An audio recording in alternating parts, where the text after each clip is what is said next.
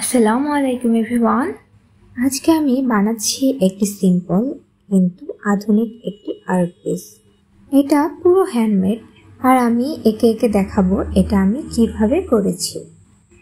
যারা আর্ট ভালোবাসেন আর নিজের ঘরের জন্য ইউনিক কিছু খুঁজছেন, এটা তাদের জন্য একদম পারফেক্ট হবে। তাহলে চলুন শুরু করা যাক। সবার আগে আমি একটি ক্যানভাস নিয়েছি। এরপর ক্যানভাসের উপর রাফ স্কেচ করেছি। মাঝখানে থাকবে একটি ফ্লাওয়ার ভাস। ভাসটির কালারটা অনেক সুন্দর না? এই কালারটি আমি রেড কালার আর ব্ল্যাক কালার মিক্সড করে বানিয়ে নিয়েছি। স্কেচটা খুব বেশি জটিল না, কারণ আমি মিনিমাল লুক রাখতে চাচ্ছি। এরপর ব্যাকগ্রাউন্ডে আমি দুইটি কালার অ্যাড করব। একটি গ্রিন কালার। এই গ্রিন কালারটি আমি গ্রিন কালারের সাথে হালকা একটু ব্ল্যাক কালার যোগ করে ডিপ গ্রিন কালার তৈরি করে নিয়েছি। কালারটা দেখতে বেশ সুন্দর লাগছিল। আপনাদের কাছে কেমন লাগছে কমেন্ট করে জানাবেন।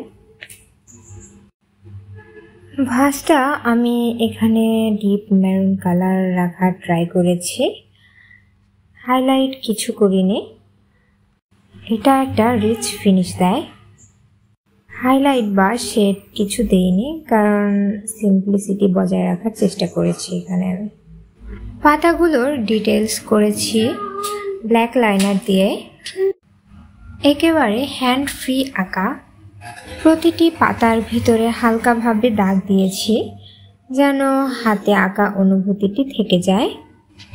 এই স্টেজে যারা নতুন তাদের জন্য একটি টিপস, বেশি পারফেকশনের দরকার নেই।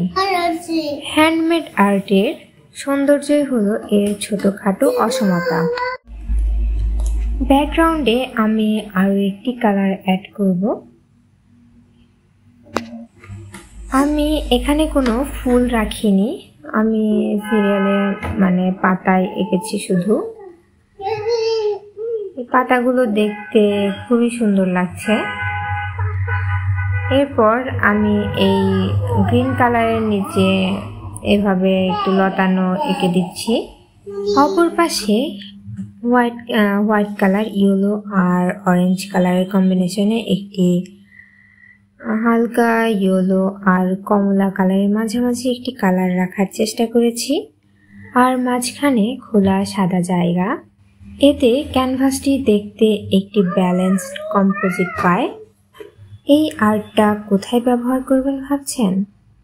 ছোট ঘরের কর্নারে, টেবিলের পাশে বা দেয়ালে হ্যাঙ্গিং করেও রাখতে পারেন, এমনকি গিফট হিসেবেও দিতে পারেন।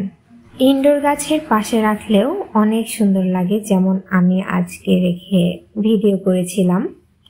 এই ছিল আজকের পেন্টিং প্রসেস। যদি ভালো লেগে থাকে লাইক দিতে ভুলবেন না, আর অবশ্যই সাবস্ক্রাইব করুন বা আমার Facebook page creative touch by Tarupa. আমি নিয়মিত এভাবে আর্ট ক্রাফটিং ভিডিও শেয়ার করে থাকি।